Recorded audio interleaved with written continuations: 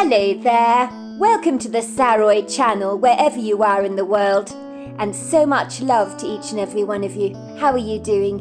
I do hope you're doing remarkably well. I'm doing great, thank you very much, and I'm so glad you've joined me for part 2 of our story, and let's continue with our story. My parents regretfully had no idea about the inward turmoil I'd been going through at the time. It had been rather like uncomfortably swallowing a huge boulder that had struggled to go down my throat and was almost impossible to digest. I had unfortunately witnessed my boyfriend holding hands with the prettiest girl at college, well, at university that is, Stella Montreya.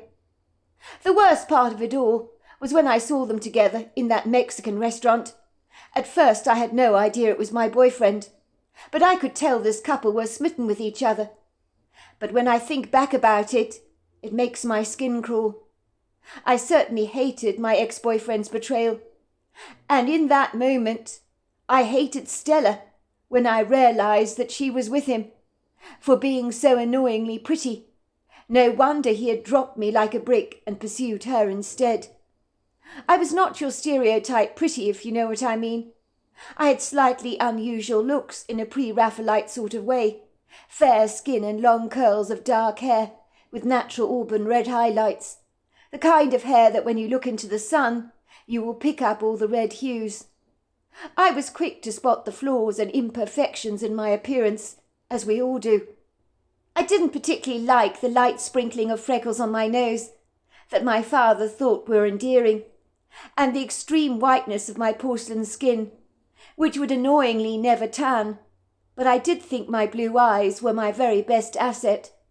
Stella Montreya had golden skin, as if she'd been sunning herself in the sun on a Hawaiian island for weeks on end. She had blue eyes and long blonde hair, and her figure was as close to perfect as you could get. It could have easily been used for the mannequins in shop windows, or she could have been one of those enviable stick-thin models that saunter down the red carpets at Paris Fashion Week. The kind of woman who looked as if she lived on celery sticks and ran away from an ice cream sundae, as if she was being chased by a threatening killer shark. The worst part of it all was that when I was at university, many people were well aware that Will was cheating on me and having an affair with Stella Montreya. The irony of ironies is Stella Montreya did not know about my relationship with Will, in the same way as I didn't know about hers with him. We were both completely clueless about each other, and the fact that we were both victims of Will's treachery is rather ironic. I would see her around campus quite regularly, and she would often smile at me and give me a friendly nod, even though we didn't really know each other. It would seem no one had the decency, courage, conviction, or possibly even just interest to tell us what was going on beneath our noses, because we would both like to have known.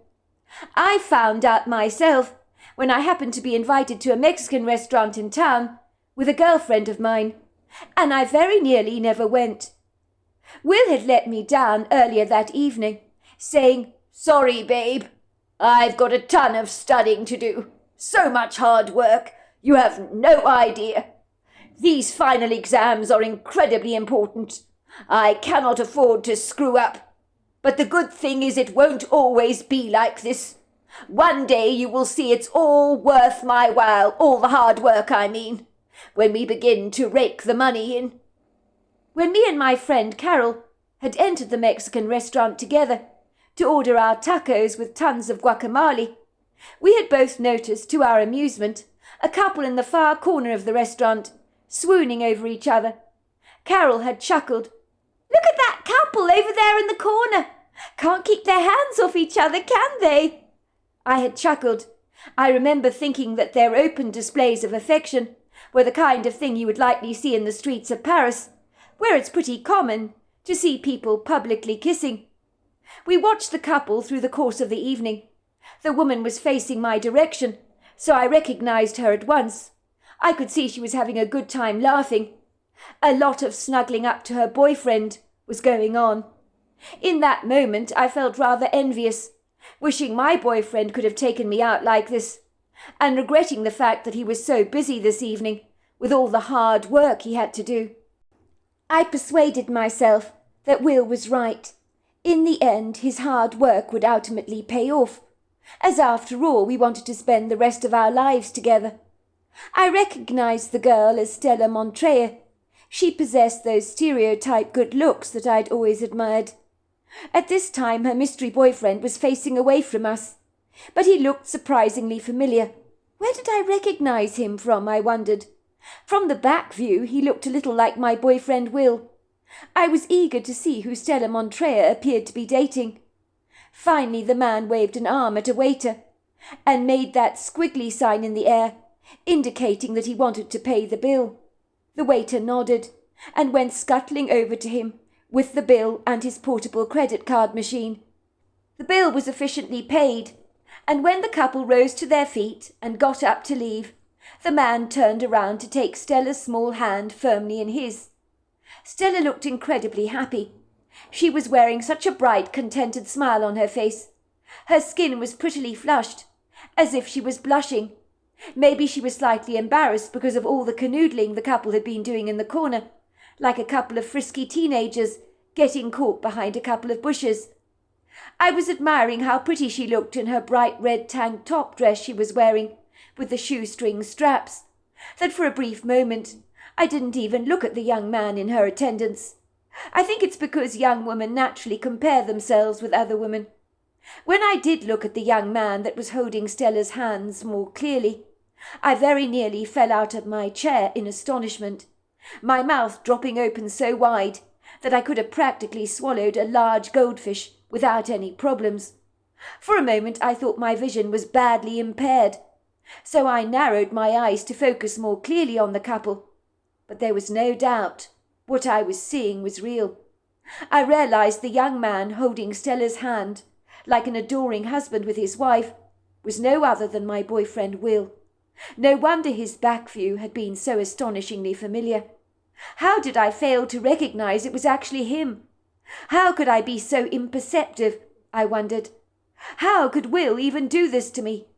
I was filled with a kaleidoscope of colourful emotions, from hatred to horror and abject disgust. This could not be happening to me. I had to be dreaming. I had to be. Any moment I would wake up and realize that this had all been a fictitious dream. "What's wrong?" Carol asked me, as she saw my face pale. "Toya, your face has gone as white as a ghost. I didn't think it was possible for you to get more pale." I stared incredulously at my boyfriend Will, barely recognizing him anymore. I realized in this unforgiving moment the full treachery of his deceit. The horror hit me like a brick across the face. Will was cheating on me with Stella Montreuil, and the worst part of it all, they looked so happy together. In that moment I was steaming with indignation, like an iron left on a board, burning a big hole in a shirt. "Carol, can't you see? It's my boyfriend Will, it's him! He's been the one smooching in the far corner of the restaurant this evening. He's the one cheating on me with Stella Montreuil. I didn't realize it was him. I didn't recognize him from the back view. How dare he treat me like this? I'm not a doormat he can walk all over." "Oh my God, it is him," said Carol, cupping her hands over her mouth in astonishment. This time Carol's face had gone as white as mine. She was as visibly shocked as I was. She turned to me, and in a low hissing whisper, she stated the blindingly obvious. "Oh my goodness! Will is bloody cheating on you, Toya! This is absolutely insane! I didn't think he was a cheating type. It just goes to show you can never be sure of anything, can you? My mother always warned me, it's the quiet ones you need to watch. I'm in so much shock. Look at me," she said, pointing at her arm. "I'm physically shaking." If Carol was shaking, she was in very good company, as my whole body was jiggling in indignation. I had never felt so much anger before, like I did in this moment. It was literally seeping through every single cell in my body, like rainwater dripping through a crack in the ceiling. I was potentially like a firework that was about to explode in any given moment. I was as mad as a hatter, and being naturally composed and easy-going by nature, this new, rather incongruous emotion seemed to have taken possession over me. Carol hissed at me. "Don't confront him here, Toyah," she said earnestly, making a pleading face at me.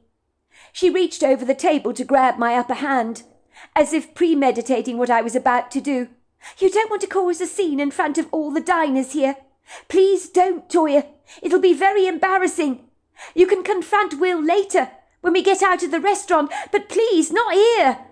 I didn't hear my friend's very salient words. They were obsolete and sounded just like white background noise to me. I was in my own little bubble now, and right now I didn't care what anyone thought of me, or whether I caused a scene or not. I needed to confront Will and make him fully accountable for what he'd done. I was going to make him pay for this, like dragging a dog back to its vomit and rubbing its nose right in it. I could not contain my unbridled rage. I would describe myself as a little like an uncontrollable wild mare, kicking around in a stable block, begging to break free. Will's words of betrayal about the ton of work he had to complete that evening were brazenly ringing in my ear all over again. "Sorry, babe, not tonight. I've got a ton of work I need to complete." Will was nothing but a big fat liar. Here he was cavorting with Stella Montreuil, and there was no mistaking that the couple were having an affair behind my back. How long had this even been going on? From what I discerned in the restaurant, they seemed incredibly comfortable with each other, so they must have been seeing each other for quite some time. I felt nauseously sick to my stomach, and the hot chili I'd eaten earlier this evening was threatening to make a reappearance. I was so angry that I began to dash towards Will, like a bull in a ring, charging towards the matador's red flag. I blocked Will's pathway to the exit of the Mexican restaurant. Everyone that was dining at the restaurant was obliviously unaware that I was offering their Friday night some dynamic entertainment that they would likely be talking about in the days and possibly even weeks to come. Who doesn't appreciate drama? And if these restaurant customers wanted drama without having to tune into a podcast to get it, they were going to get it in spades, and they would not be remotely disappointed. In my mind's eye, I could see the customers nattering with their friends. "You'll never believe what happened at the Mexican restaurant. This young lady blew a gasket with her ex-boyfriend when she discovered he was cheating on her with another woman. She created quite a scene. It was terribly entertaining." I guess I did just that, as I lunged towards Will, slapped him squarely on the face. "What do you think you're doing, Will?" I snapped. "How dare you?" I growled at him contemptuously. "How dare you?" "Toyah," he said, stammering sheepishly, while the whole restaurant's undivided attention was now focused on the scene unfolding before them. "What are you doing here?" "What am I doing here? Is that all you can say?" "I might ask you the very same question, Will," I said scathingly. "More to the point, what exactly are you doing here? I thought you were working and were far too busy to take me out. But I see you weren't too busy to take out Stella Montreuil. Looks to me like you've had a very cosy time together, canoodling there in the far corner of the restaurant, like a couple of lovesick teenagers. Shame on you." "It's not what it looks like, Toyah. I promise you. Me and Stella here, we're just very good friends. We know each other from campus. Nothing untoward is going on between us. I was just getting her advice, that's all, on a project I happen to be doing. I didn't tell you about it before because it's work-related, and I didn't want you to get the wrong impression." "Oh, I see. So you get advice with another woman by canoodling with her in the corner of a restaurant, do you?" I said sarcastically. Nice, Will. As if I believed that for a second. You're ridiculous." "What exactly's going on here?" asked Stella, furrowing her brow. "What was all this you were saying, Will, about me advising you on a project? That's insane. You were doing no such thing, and you know it. Why are you lying to this woman? Who is she anyway?" she asked, staring at me with wide, questioning eyes, as if she was directing the question at me and not Will. "You mean you don't know who I am?" I asked her. "I know you. You're Stella Montreuil. I've seen you around campus dozens of times.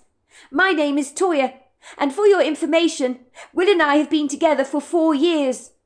Will raised his hand in a defensive gesture, almost as if he expected Stella Montrea was about to spit fire at him. But instead she stood there, looking rather bewildered and confused, like someone who's lost their way and is trying to find their bearings in a strange city. "Don't listen to her, Stella," Will interjected. "This woman is crazy. She's not right in the head. She doesn't know what she's talking about. Let's go, shall we?" he said, grabbing Stella's hand and trying to abruptly push past me to get the hell out of the Mexican restaurant. He was obviously physically squirming and didn't feel remotely comfortable about this confrontation, especially with all eyes in the restaurant conveniently focused directly on him. Stella shook off Will's hand, as if shaking water off her skin. It was clear she was not going to be persuaded to leave the restaurant until her questions were finally answered. She remained rigidly stiff and refused to be cajoled by Will in any way. Her pretty high-heeled red shoes remained anchored to the carpet, as if she was docked there for the night, like a boat in its mooring site. "But of course I do know you," she said, pointing a finger at me. "Yes, I remember you. I've seen you around campus as well. I recognize your face. You're not exactly the kind of person one would easily forget. You're quite striking looking, with your fair skin and Tahitian colouring. So what's this about your being with Will for 4 years? How can this be so? I've been with Will for 2 years. We've been talking about getting engaged together." "You've been with Will for 2 years?" I repeated, my jaw dropping open so wide I could have caught flies on my tongue like a chameleon. "That can't be right. I told you. There's no mistake. I've been with Will for 4 years," I insisted. 4 years, said Stella. "You've been with Will for 4 years? Is this true, Will? Please tell me it's not." Stella turned around to look directly at Will. Her hands were now firmly parked on her hips in a resolutely determined gesture, like someone who's no pushover and was not going to be fobbed off by ambiguous excuses. "I can explain, Stella. It's not what you think," said Will, stammering awkwardly, his cracked voice betraying his guilt. "I just didn't have the heart to break up with Toya. You know how it is. Toya's a sensitive soul. She takes things to heart. But it's been over between us for a very long time." Stella looked astounded, dumbfounded even. I think everything that was unfolding before her had shocked her to the core, as if now she was beginning to believe she was in some kind of simulated reality. "Are you being serious?" she said, repeating herself again and again, in the vain hope that the script of my words might be changed. She was clearly in shock. She looked me up and down questioningly, repeating again, "Are you telling me you really have been dating Will for 4 years? Is this some kind of warped sick joke? What the hell is going on here? Will someone please tell me that this is all a nightmare from which I'm about to wake up? Why is she talking like this, Will? She says you've been dating for 4 years. She doesn't look like the type that would make stuff like that up. Please tell me that none of this is true." "She's not joking," said my friend Carol, coming to my defence as a third-party backup that would iron any lingering doubts away very quickly. "Toya and Will have been an item for 4 years.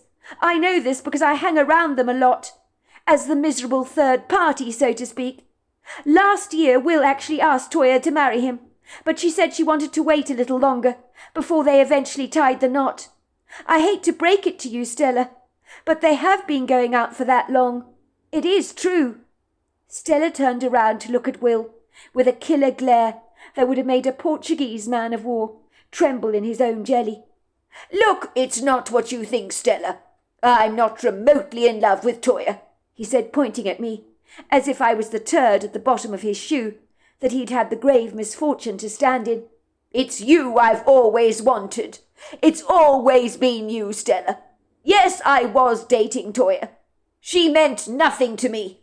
Hand on heart. It's just as I was telling you a moment ago.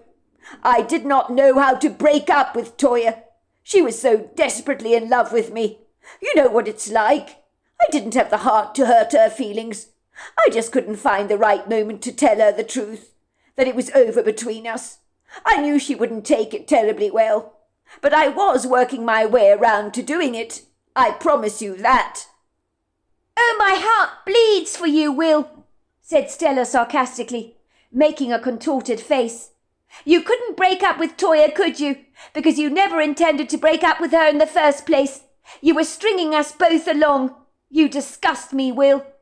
Stella suddenly hit Will across the cheek so hard that he very nearly lost his footing and almost fell backwards, while everyone in the restaurant began to clap, whistle and cheer, when Will had been exposed as the cheat that he clearly was. "You've said enough, Will. Said far too much tonight, and I don't want to hear any more. As far as I'm concerned, you are nothing but a big, fat, gluttonous liar. You didn't want to break up with Toyah any more than you wanted to break up with me. You're an egomaniac, enjoying the attention of two women devoting their affections on you. You were using us both to suit your own ends. That is seriously sick." Stella spat on him contemptuously, almost as if he was a lower form of pond life. "You're a lecherous jerk. Last weekend you told me I was the love of your life. The worst part of it all was I believed you, Will. More fool me. I cannot believe I was such a gullible idiot. I thought you were the love of my life, I really did. But you've taken me and Toyah on a wild goose chase. If you really loved me, as you claim you did, you would never have chosen to cheat on me. You don't know the meaning of the word love, Will. You used me." "He also told me I was the love of his life last weekend," I interjected. "It was actually on Thursday, the day he was going to meet up with his brother Ernest in town. He was telling me how he couldn't wait for us to get married." "My God!" said Stella, putting her hand over her mouth in abject astonishment. "He told me last Thursday the same thing. He was telling me he wished we could get married soon. What a jerk!" What Stella did next had everybody roaring with laughter, as she kicked Will straight in the groin, and he buckled over and winced in pain. "Bloody hell, that hurt, Stella!" he gasped, looking at her in horror and clutching himself, as if she was the one that had betrayed him, and not the other way round. "Good, I hope it really hurt. You deserved that, you bastard," said Stella. "You absolute bastard. And to think that I was foolishly envisaging spending the rest of my life with you. What a complete idiot I am." "You go, girl," said a man standing up from a nearby table and clapping his hand. "Men like him give us decent guys a bad reputation. But I promise you, we're not all like him." The other men cheered in agreement. Stella put her hand through my arm and turned around to glare at Will. "I don't want anything more to do with you, Will. Get out of my life." "You heard her," I snapped triumphantly. "She wants nothing more to do with you, you nasty cheat, Will. I wasted 4 years with you, and for what? It's over between us, and if I ever see the likes of you again, it'll be too soon." My friend Carol took my other hand, while Stella had my arm on the other side. Carol seemed to thoroughly enjoy the drama that we'd caused in the Mexican restaurant, when she'd done her level best to avoid it in the first place. "You heard them, Will," she cried out on our behalves. "Did you hear that? They want nothing more to do with you, and rightly so." Will was now hobbling awkwardly out of the restaurant, like a wounded soldier, looking desperately sorry for himself, as if life had dealt him a very bad, rather unfortunate blow that he didn't believe he deserved. His face had grown as red as a field of poppies, as he'd been badly humiliated this evening, and subjected to being ridiculed in front of everyone in the restaurant, and no one had any empathy for him whatsoever. He was clearly still cowering from the pain he'd received in his groin, but no one cared a jot for him, and the waiter practically shooed him out of the restaurant as if he was an unwanted cockroach that he'd seriously like to stamp under his boot. Everyone in the restaurant, privy to the scene, continued to whistle and clap, calling Will a prize cad. "Good on you, girls," came another man's voice. "He doesn't deserve either of you." Ostensibly, after that dramatic scene unfolded at the Mexican restaurant, it would have been plausible to assume that we'd never hear from Will again, but how wrong we were. He contacted both Stella and myself a day later, sending us both a text to tell us individualistically that we were the loves of his life and that he couldn't live without us. I know this because we both compared our texts together. We had received exactly the same text messages, word for word. It made us roar with laughter. I think Will is what you call it, said Stella, trying to search for the word. A narcissist, I said. Yes, that's it. A narcissist. He was dating us both at the same time. I don't think he had any intention of breaking up with you, Toyah. He wanted us both. You think so? I'd asked. Absolutely. He wanted to stroke his own ego, didn't he? Like a big, fat, contented cat that drinks 2 saucers of milk instead of 1, because it's not just satisfied with that 1 bowl of milk. For him, he enjoyed having 2 women adoring him at the same time, like we did so foolishly. Never again, she said, shaking her head furiously, never again am I ever going to be taken in by a man like that. She continued, the worst part of it all, Toyah, is I think many people here at the university knew exactly what was going on and about Will's treachery to us, but no one warned us about him, did they? What on earth is wrong with people? Said Stella. They should have told us what was going on, don't you think? Maybe they didn't want to get involved, I suggested. Perhaps they were confused as to who Will was actually dating. Or maybe they were just so caught up in their own personal lives, rather than concern themselves with someone else's. I mean, my mother used to live next door to this couple when she was in her early 20s. It was before she actually met my father. She knew the man was cheating on his wife. The woman was out of town a lot of the time, attending business conferences. And when she was away, the husband brought his lover around.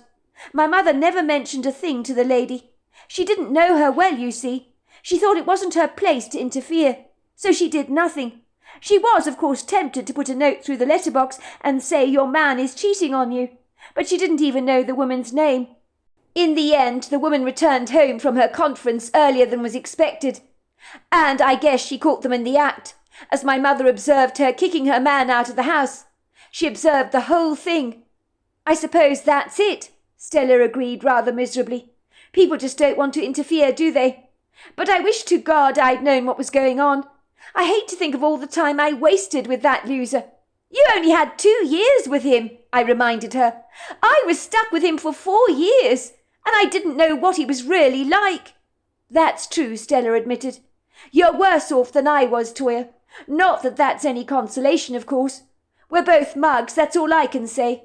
Next time I'm going to be very astute about who I date, even if I have to do a background check on the man, and I'm not kidding about that either. Stella and I both became inseparable friends for the remainder of our time at university. It would seem that in our adversity we had formed a very strong relationship.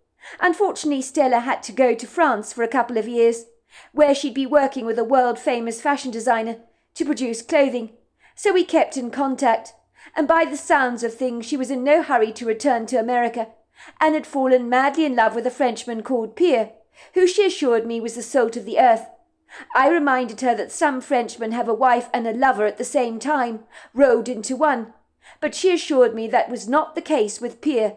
He hates infidelity, she told me. His parents have been together for 20 years and are still so much in love.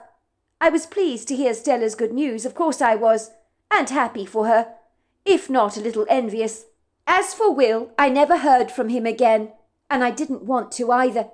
That ship had long since sailed and outstayed its welcome, and I hoped it would never again stop in the harbour of my life. Then there was, of course, my great friend Carol, but she'd gone off to Italy for 3 years, so I felt dreadfully abandoned by my friends, and awfully alone. It was quite a dark time for me, I have to say. It was when I began my new life living in New York that one day I stumbled onto Candace quite by chance, although she did admit she'd seen me before. Apparently she'd been determined that if she ever saw me again, that she would approach me in some very subtle, unobtrusive way and initiate some kind of conversation, in the hope she could ask me out on a date. When I saw you, she later confessed, I knew you were the one for me. My heart actually skipped a beat. I broke out into goosebumps.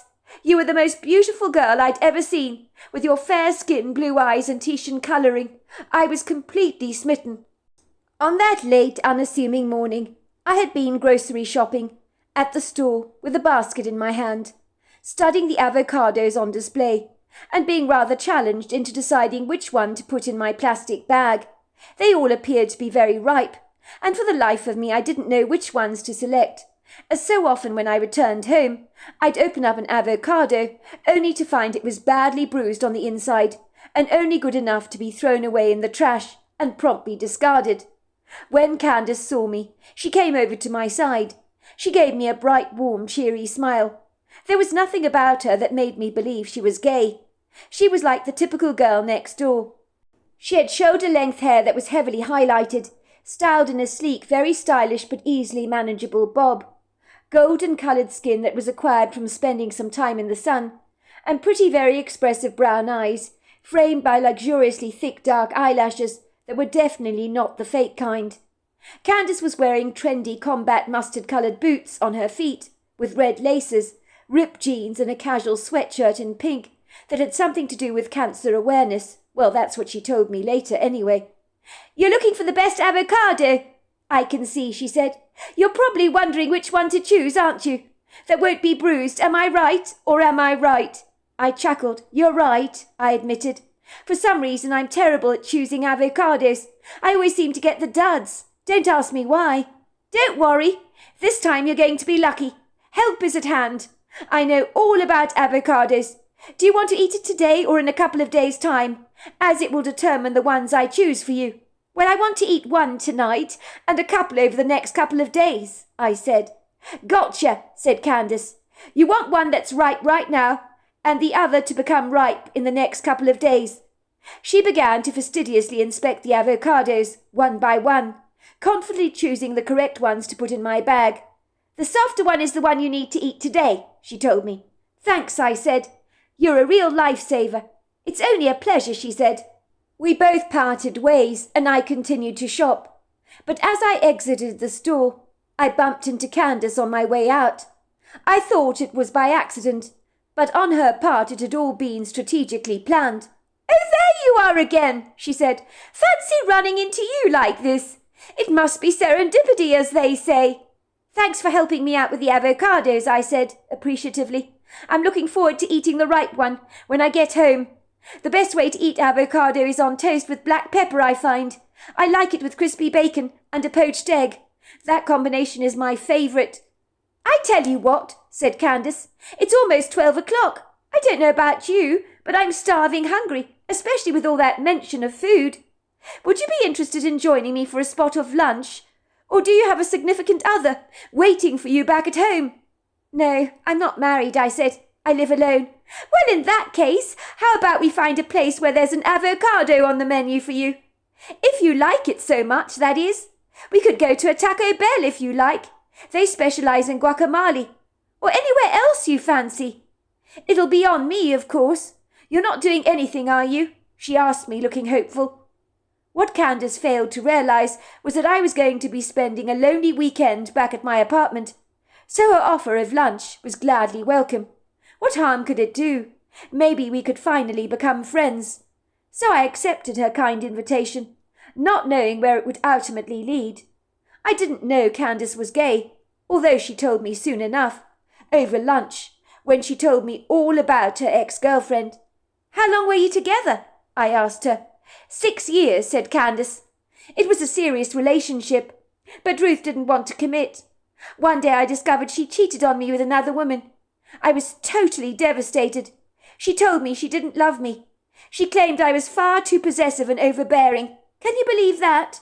"That's horrible," I agreed. "I mean, you were with her for 6 years." "I know. 6 years is ages, isn't it?" said Candace. "I really thought that we had it together. You know what I mean? I thought we were set up for life. So I decided to give Ruth some time to come to her senses. I was hoping she'd soon realise how much she missed me. But she ended up marrying her new girlfriend. The two of them have adopted 2 kids from China." "I'm sorry," I said. "That must have been tough on you." "It was," Stella agreed. "It was my idea for us to adopt children in the first place. And then Ruth went and did this with another woman.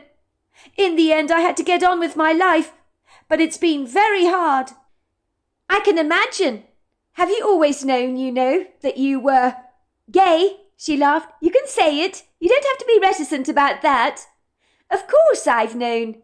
I've never been in denial of my sexuality. When I was 10 years old, I was madly in love with a girl in my class. I never looked at the boys, so I guess I knew back then. I had no way of knowing that the first lunch that I enjoyed with Candace would open the doorway for many more outings. Little did I know that my so-called seemingly serendipitous meeting with Candace in the grocer's store would change the trajectory of my entire life, almost as if I am standing at the crossroads, deciding which path I should ultimately take. One weekend after I'd lived with Candace for many months, she had mentioned her desire to meet my parents. I was naturally apprehensive about such a rendezvous.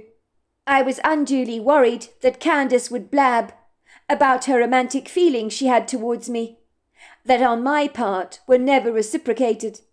I was worried how my parents would react to her, but in the end I agreed to take her to visit them, on the condition that she didn't tell them that she was gay. What I didn't know was that Candace would make it very clear to my parents that she was wildly in love with me. I had warned her that my parents were strict Catholics and that under no circumstances was she to let them know about her romantic affiliations towards me, as it might cause them upset. "Of course not, babe," she had loyally promised me, slapping me jovially on the back and giving me a light peck on the cheek. "I wouldn't dream of upsetting your parents. As far as they're concerned, we're roommates sharing a flat together." "But that is what we are," I reminded her. "I keep telling you, Candace, I'm not gay. I'm not going to change. You're the one that wants me to live with you, even though I'm never going to become gay, like you want me to.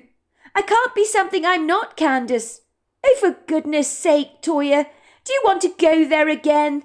You're in denial. It's so fierce. But I told you, it's kitty steps all the way, one day at a time, until you're ready. We've got all the time in the world to get serious." I sighed in frustration. How many times had I told Candace that I was not gay? But she refused to listen. I knew she didn't want to let go of me, and her insufferable intense feelings towards me were a cause of great concern. So there we are. That's the end of part 2 of our story. Part 3 is tomorrow night. I look forward to you joining me then. Until next time, goodbye and good night.